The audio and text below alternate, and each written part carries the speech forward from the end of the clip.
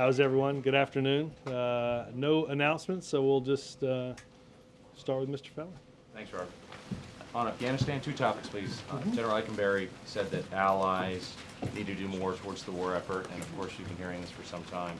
But I'm wondering what specifically the President wants from NATO allies. Is he going to have a specific ask for more troops? Can you talk about that?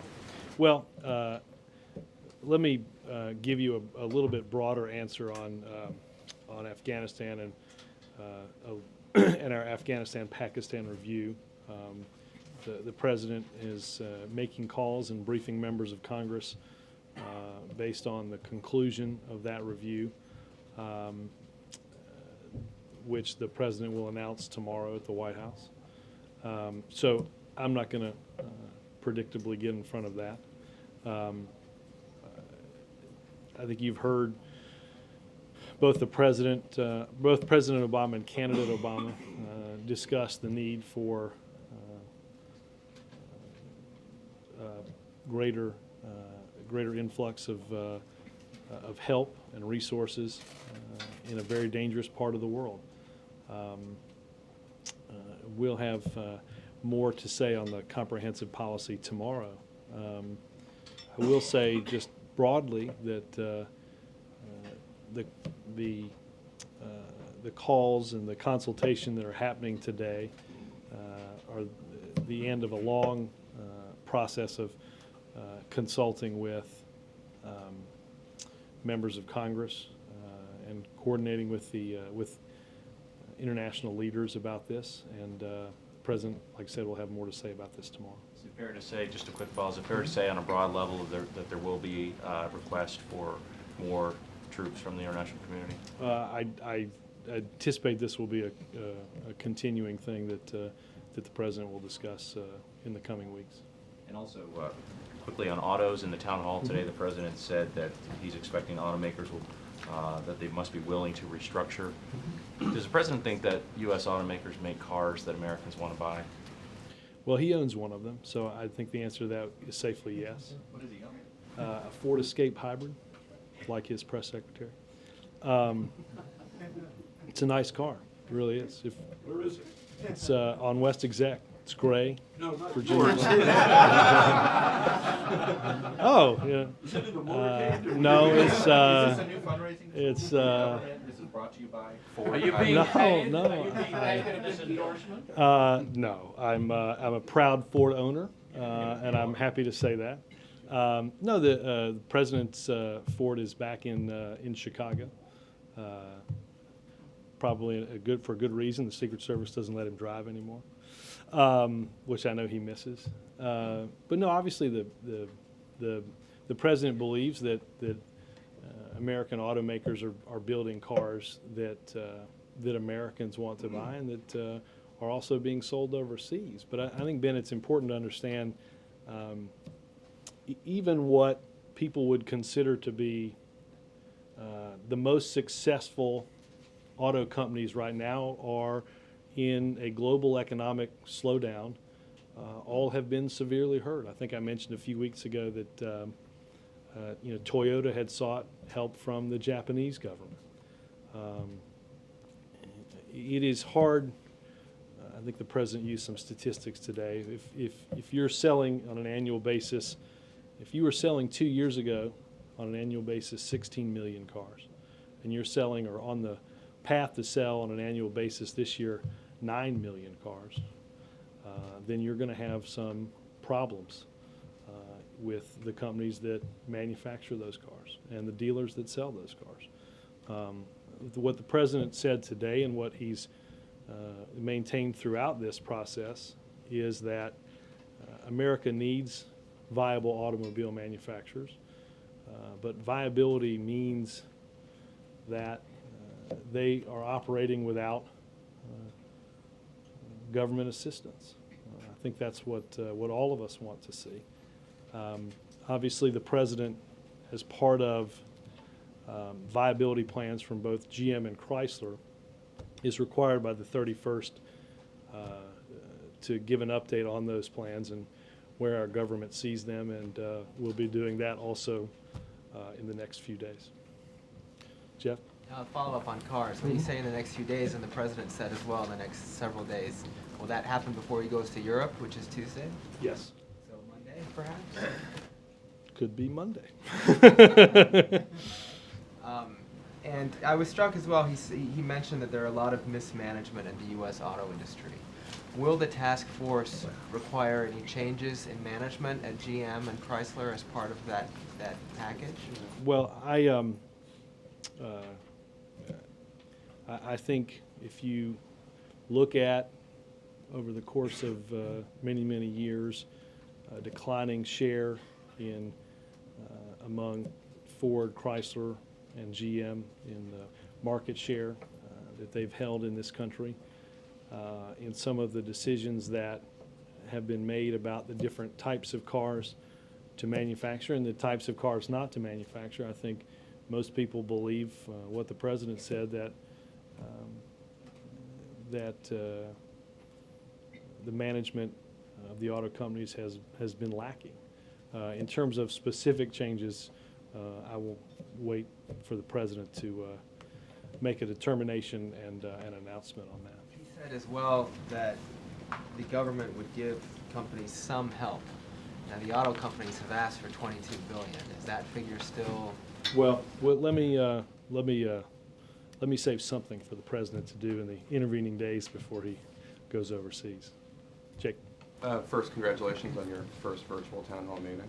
Very Thank you. successful. There were a couple questions that were on your website that were not asked that I thought were interesting, that I wanted to just get an answer from you here, since that they weren't the top vote getters. One was from Jason in Detroit. He said, will we ever see any CEOs go to jail for destroying the economy? I think that's a question probably a lot of voters wonder about.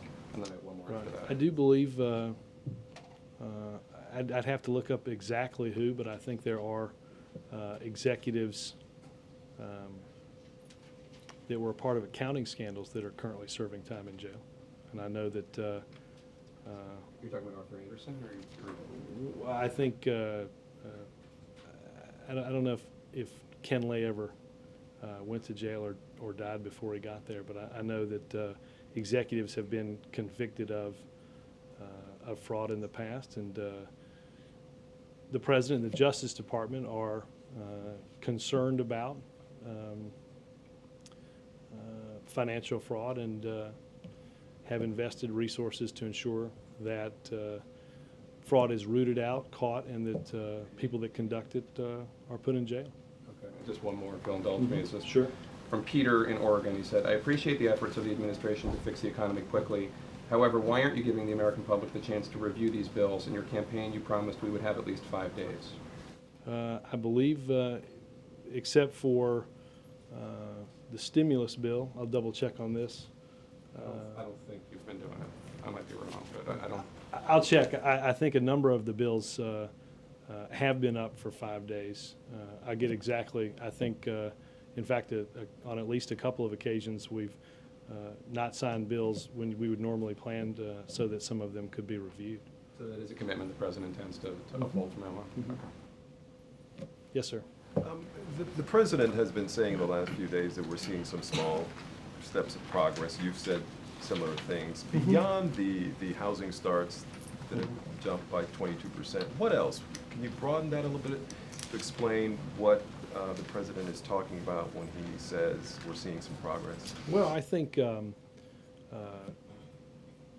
certainly in the area of housing, I think you've seen mortgage rates are down either at their lowest or near their lowest in history, because of a lot of factors, including some help from the president's plan that has lowered rates. There obviously were housing starts. I think you've seen some consumer spending numbers in the past month that were good. There are numbers today that are not as good. There's a further, and I think, final revision for GDP in the final quarter of 2008 that shows as the previous number did, the slowest economic growth in a quarter century. Claims for unemployment insurance are up. So I think as the president has said, there will, while there are glimmers of hope, there's no single answer, and that we're not going to get out of what we got into over a long period of time. We're certainly not going to get out of that overnight. And what kind of trends are you seeing? I mean, from our standpoint, when reports come out, we can see the trends, but are you seeing anything behind the scenes that shows that it's trending up? Well, I think the question that some economists are asking, and that people that look at these numbers, not just in the administration but outside, are wondering if the trend is, if in some ways we're bottoming out. Have we stopped the steep descent that we saw certainly earlier in the year?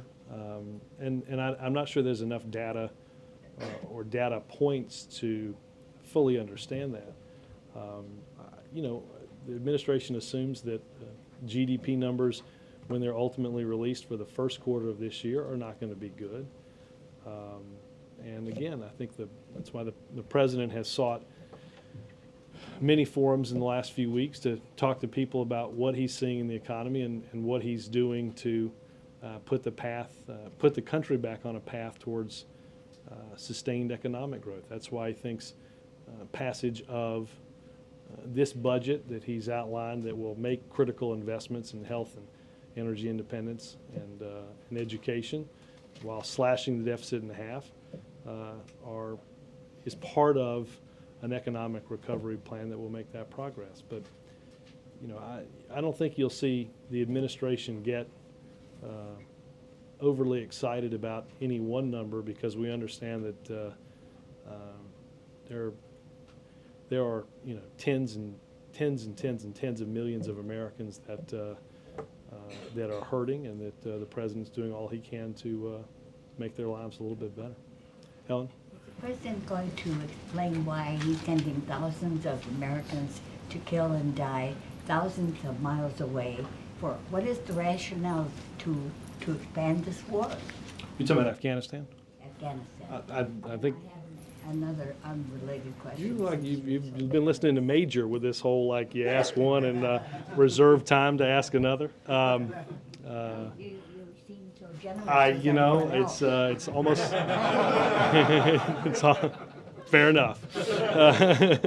No, I think the president will outline exactly what our interests are in Afghanistan. What are they? They are to ensure that those that had a safe haven and plotted attacks on this country on September 11th. Want to tell us?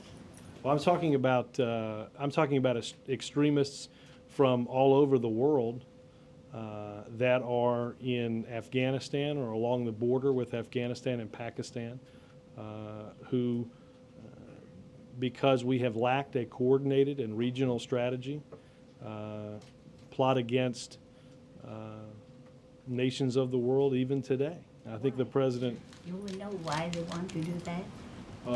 I'm not entirely sure it's understandable why somebody would want to do what some have done. The president the president will outline what he believes is the best strategy going forward to ensure that those extremists are not fortunate enough to have a safe haven in those countries and plot additional attacks on this country or on other countries in the world. Is he sure of that? Is he sure? That they're plotting to? I think yes. My other question is, what's the president's stand on the Employee Free Choice Act? He continues to support the legislation. Chip? Back to automobiles. In the town hall, he said that if they don't make the restructuring changes that he's recommended, then, quote, then I'm not willing to have taxpayer money chase after bad money. And I know this question has been asked before, but this is a new day and things have developed. Is bankruptcy now off the table?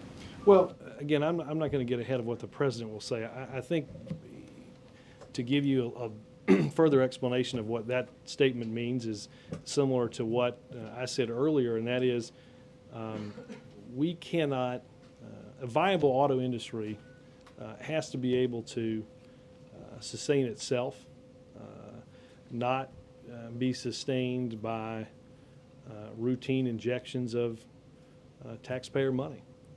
I think that is, as he said, going to require some restructuring, and it's going to require that everyone involved give so that we can have the viable auto industry that America deserves.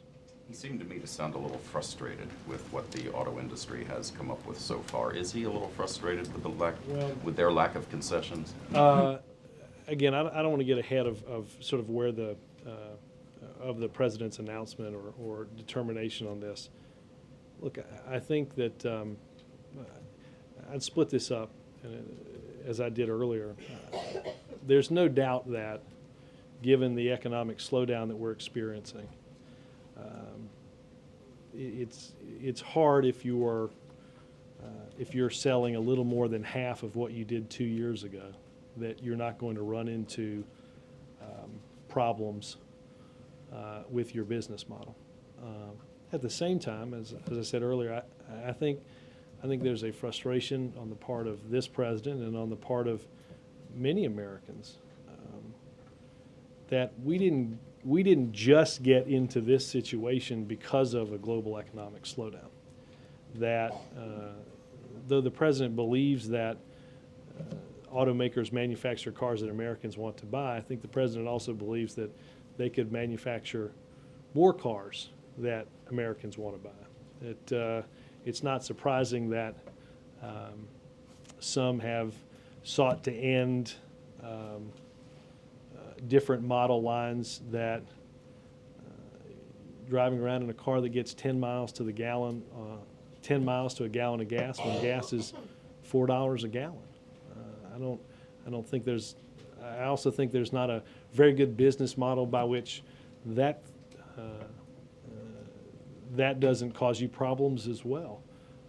So look, I think this is a combination of years of a failure to plan, as well as maybe it's a perfect storm of factors such as that, as well as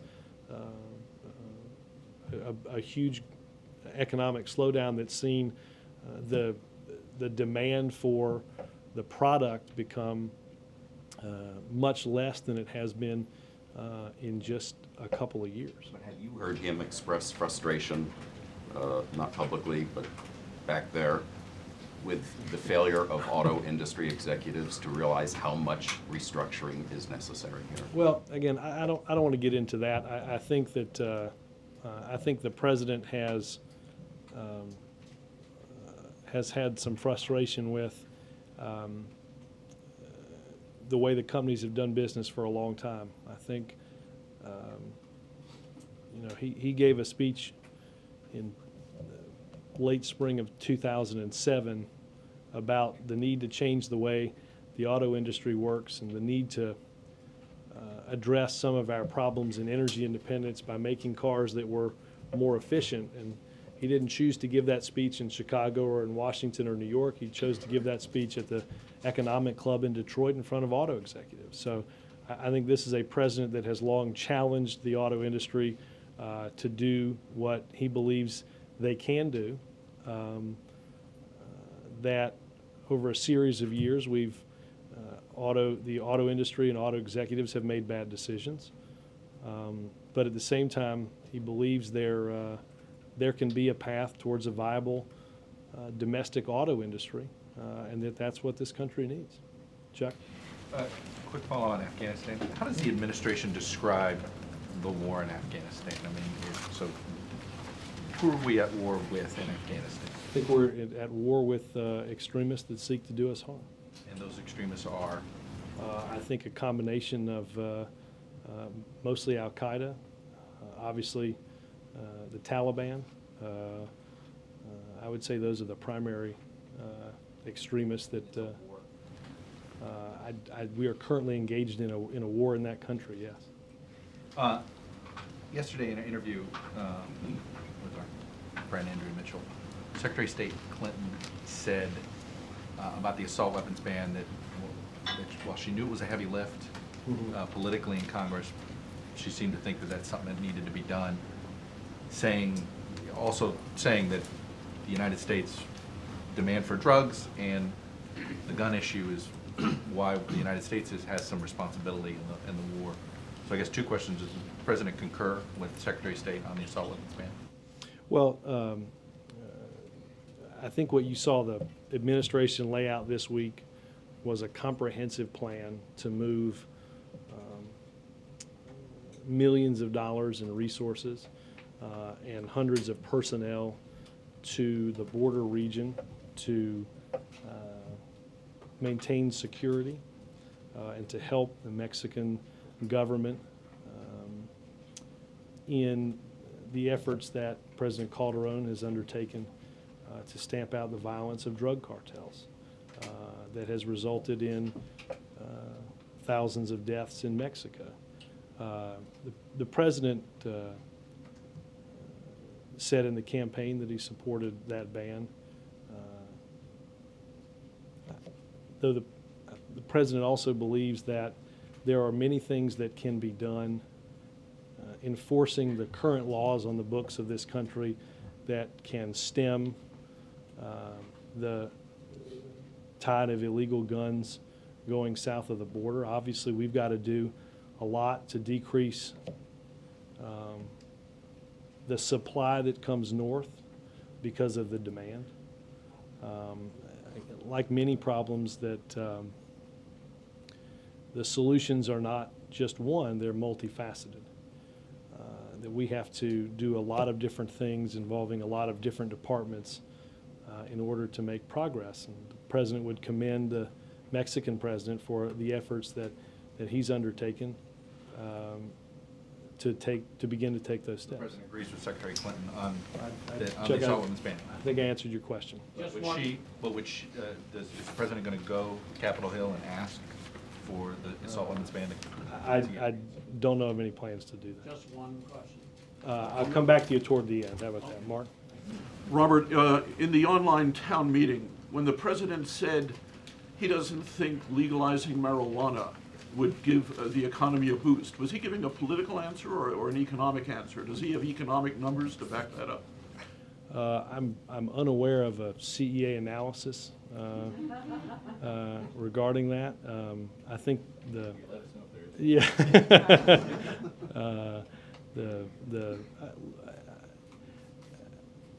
I think you've heard the President talk about getting us on a path towards sustained economic growth. I don't think he believes that that is part of that plan. What about medicinal marijuana? I think I'd point you to the Justice Department on developments on that. The President asked people to ask their questions. Obviously, interests aligned with certain viewpoints did so, and the President wanted to answer the question that no, it was not. He did not think a good economic strategy. Did that question get the most votes of any? I will ask Macon and those guys. It is interesting when I think several of those topics were in things like financial stability or green jobs, right? It's unclear what leap of faith one has to make to ask that question in some of those topics. I mean, no one asked it online, and no one asked. Oh, yeah, it was asked online. No, I mean, people asked it I know online. They voted for it. But Right. he brought it up on his own. Well, This is what I'm saying. Why did he even bring April, it the to concept of the virtual town hall meeting was to have people, let me, you can ask and I'll answer. That the President asked people to go to the website, ask questions of the administration, vote on which questions they wanted to have the President answer, and that he would do so. And as I said, and as Ann said, maybe we should have said clean energy jobs. That would have, I know, that in some topics, look, this is not the first time that an interest group gets on a website and votes many times for their question to be answered, and the President thought he should answer it, and I think he did. On the serious issue, you made a joke out of it. I mean, there are a lot of questions about legalization of marijuana, not as a job creation program, but just as a serious policy issue. And He with what's opposes happening in the- Mexico now, He opposes the legals. I'll do this for the president. I didn't, I neither emailed my question in nor voted for it, but the president opposes the legalization of marijuana, and I'll say I did that without even the slightest bit You of say why. laughter. Robert, while you're on this same subject, can we follow up? Hold on one What second, did the hold on. What did the president learn in this? A lot of the questions were things he Andy, there was talks a about all the question time. pending on why he feels that way about legalizing marijuana. He does not think that that is, he opposes it. He doesn't think that's the right plan for America. But a follow-up on the process, on the Hold on, let me, I've lost control. Let me, hold on, what do you, damn it, you guys don't get to Google this stuff and send in your questions? No, hold on, let me, I want to shift to the meetings on bankers. Secretary Geithner is meeting with the bank executive CEOs tonight, apparently. Can you talk a little bit about the nature of that meeting? It's obviously a forerunner to tomorrow. I don't know the details of that meeting. I can talk about what, as I did yesterday, what the president hopes to get out of this meeting. Obviously, as he said, and as I said yesterday, that Wall Street and Main Street, all of us are in the same boat. We're all in this together. That the president, I think, will talk about what the Secretary of Treasury has talked about this week in financial regulatory reform and in the tools to deal with systemic risk and systemic failure in our financial system. I think the president looks forward to getting an update from them on what precisely they're seeing in the economy, on real estate and commercial loans. And obviously, they'll talk about stuff that's been in the news for over the past several weeks, get into compensation and bonuses and excesses like that, and the notion that we have to change the culture of the way Wall Street works. I wanted to ask you about the culture. He's expressed a degree of anger over Wall Street bankers generally over the last few weeks. Is he going to maintain that, tell them privately what he's really thinking? How will... I can tell you, Roger, the president isn't going to say one thing out here and a different thing in there. He'll go through the agenda that I just talked to you about, and but again, we're not going to get out of this financial crisis, and we're not going to stabilize our financial system without healthy banks. That's part of what he hopes to talk to them about tomorrow. Major? Just two questions. Couldn't ask three with Helen only asking two, right?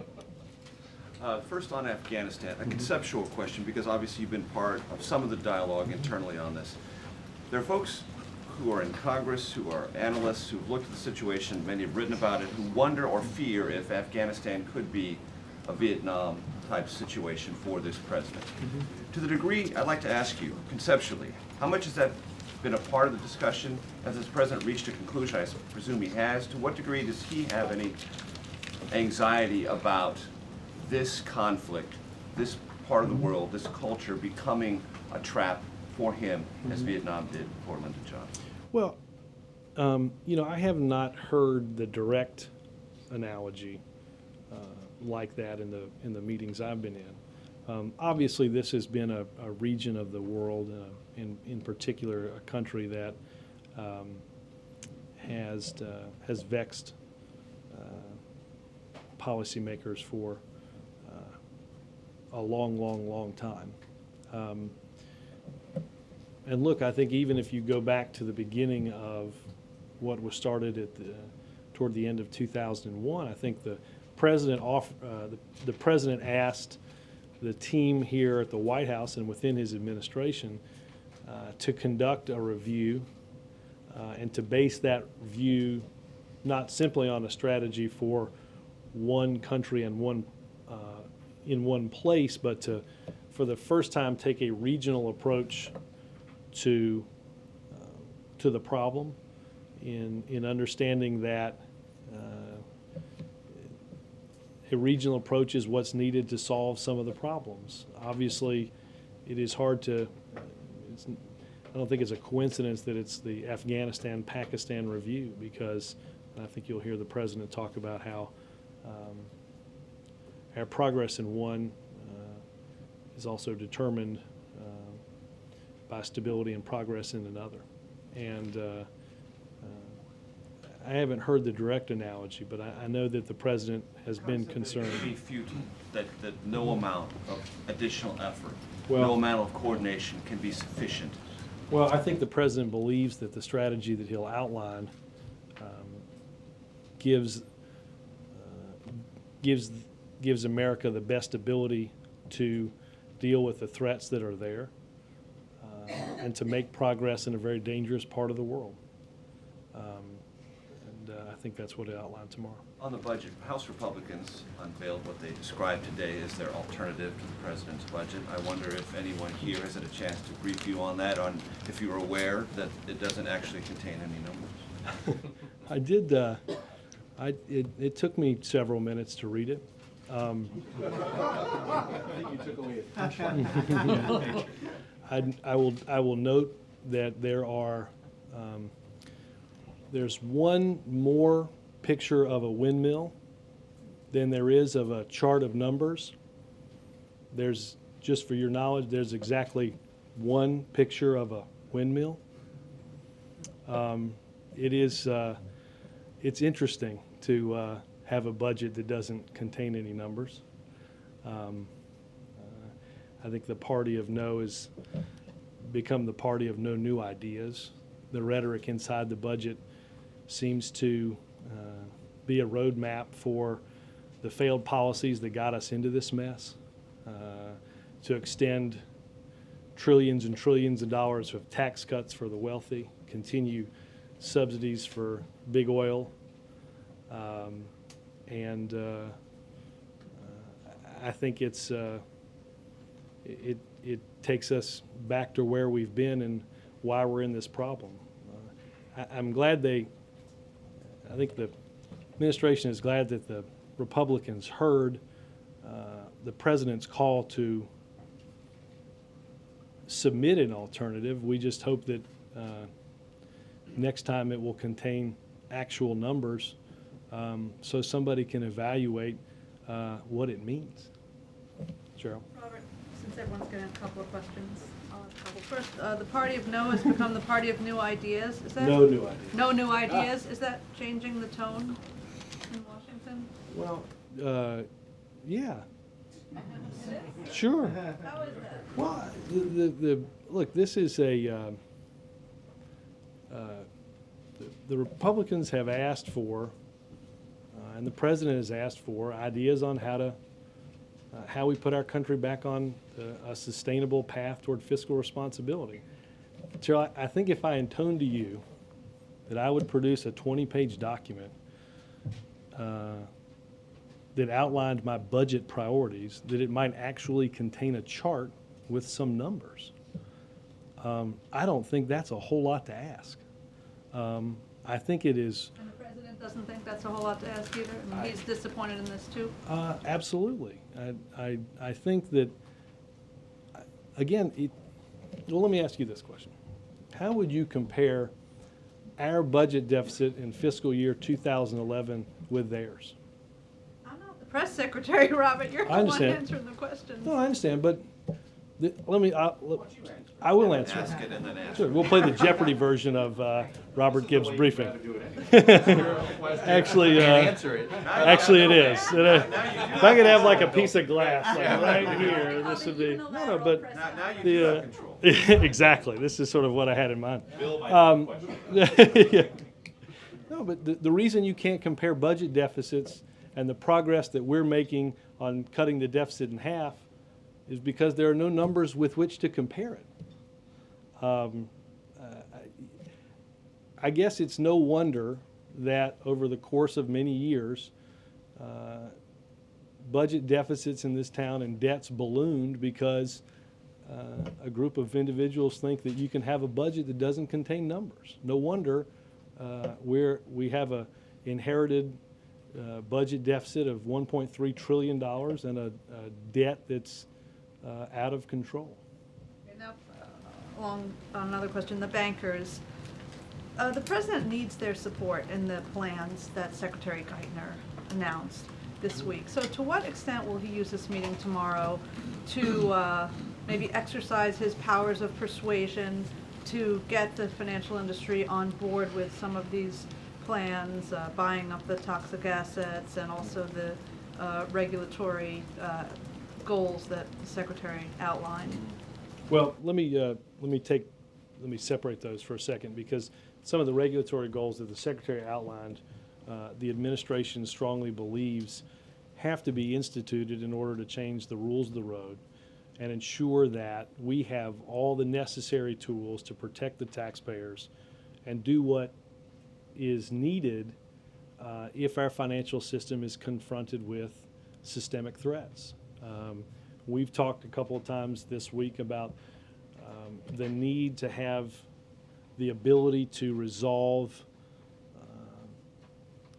institutions that threaten systemically our financial stability without using the tool of bankruptcy, or if they're a bank, not using the tools of the FDIC. So I think obviously the president will talk about, in broad terms, regulatory reform and changing the rules of the road that will protect taxpayers and protect our economy.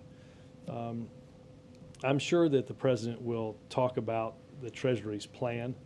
I think the most persuasive part of the plan is that in the plan is built in an incentive for banks to get off their balance sheets toxic assets. I think that there's also an incentive for the use of public and private money to rid those assets so that healthy banks can do what we want and need them to do, which is loan money to families and businesses so that people can buy houses, can buy cars, can meet payroll. I don't doubt that it will come up in the meeting, but that's not the point of the meeting. Yes, sir. North Korea and the impending rocket launch, is the president as alarmed as some others have said? Does he believe the North Koreans are really going to launch a satellite, or does he think that really this is a missile test? I don't want to get into the motivations, except to say that we believe that such a launch would be provocative and that such a launch would be in violation of UN Security Council resolutions. We continue to maintain the goal of a denuclearized North Korea and look to working with our allies to ensure that that happens. If he believes that this is in fact a missile launch, and if he believes it's a threat, does he want U.S. forces to attempt to shoot it down? Well, I'm not going to engage in diplomacy here, except to reiterate that we believe that any action would be provocative and in violation of the UN Security Council. Ann? And just to return to the town hall one more time, what did he learn? I think he continues to learn and I think he continues to want to hear from the American people about what's most on their mind. That's why he's asked us to ensure that he travels regularly. This, as I mentioned yesterday, was the ability to have that town hall without gassing up the plane. That's why he's asked that we pull letters for him each day to hear directly from the American people. There's nothing specific today that caught him I have not unaware. talked to him specifically about what he might have learned. I think he continues to understand that whether it's health care, or jobs or education, that we have to make the investments, and what he's outlined in his budget are important in ensuring long-term economic recovery. I think he's long understood, obviously, that the American people are hurting, and I think this provides another opportunity, like the press conference did on Tuesday, to provide the American people with an update on what's going on. Will we do it again? Yes. That's a good question. I don't know. Yes, Well, sir. it was very clear in this latest economic downturn that we are now living in a borderless global economy. When the president goes to London, what promises or commitments will he be asking his partners in the G20 in terms of supporting a reinvention, really, a revitalization of the world economy? Well, I think obviously a few things we know will be on the map. We know that there will be discussions about how to change the rules of the road that I talked about here, and that Secretary Geithner outlined in front of Congress today, and as the beginning of a process of changing the way business is done, literally. Obviously, we are going to talk about and have talked to many of our G20 partners about ways to ensure that as the recession continues and we've seen a dramatic decrease in exports, that we do what we can to ensure that, particularly in developing countries, that they continue to have what they need and access to and demand for exports in our country and around the world that create jobs here at home and abroad. And I also think that, well, I think they'll talk about that. I think they'll also talk about what individual countries are doing to stimulate their own economies. Will there be a concerted effort to bring some of these regulations on the same page so they're working together, especially with the banks? Well, I don't know if you'll have one line, one uniform. I do believe that everyone recognizes that the risks to our financial system that got us into this mess, that we have to create rules that prevent that from happening again. And I think that what Secretary Geithner outlined today, dealing with systemic risk, is a good start to a long process here in America to ensure that that happens. John? Thanks, Robert. You said from the podium a couple minutes ago that interest groups drove up the questions on the website about marijuana. But the President and the Secretary of State have also said in recent days that demand domestically is driving the problems along the border. You seem to be contradicting yourself a little bit and trying to say that the website issue was an interest group issue, but... Well, I say that largely because this isn't the first time we've asked people to email questions in. What is it? I mean, surprisingly, this always rises to the top. So, right, but what is it? I mean, does the White House think that this is a major issue in the minds of the American people? Obviously, well, no, I didn't say that. No, and I think I don't disagree at all with what the administration doesn't disagree at all with what the Secretary of State said. Again, I think, and we've, like I said, this isn't the first time that we've asked for questions and found that certain questions are always rise to the top. I think it's not a stretch to believe that this might not fall under, say, financial stability or green jobs. Okay, so what is the administration going to do to drive down demand? Well, I think one of the things that we've certainly talked about, the administration and Justice has talked about, and I think there's money in either recovery of the budget to for increased treatment and prevention. Obviously, we've moved resources to the border to stop the flow northbound of drugs.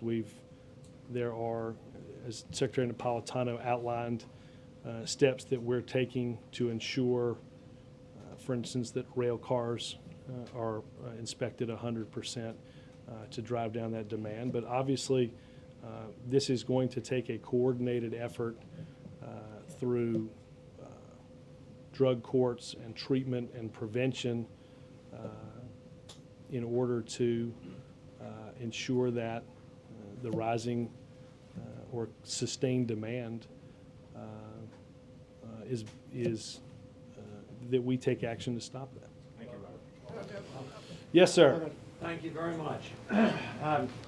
What is the President's reaction to the 50,000 people already who have signed petitions joining the Catholic Bishop of Fort Wayne, South Bend, and objecting to his addressing the graduation and receiving an honorary degree from Notre Dame?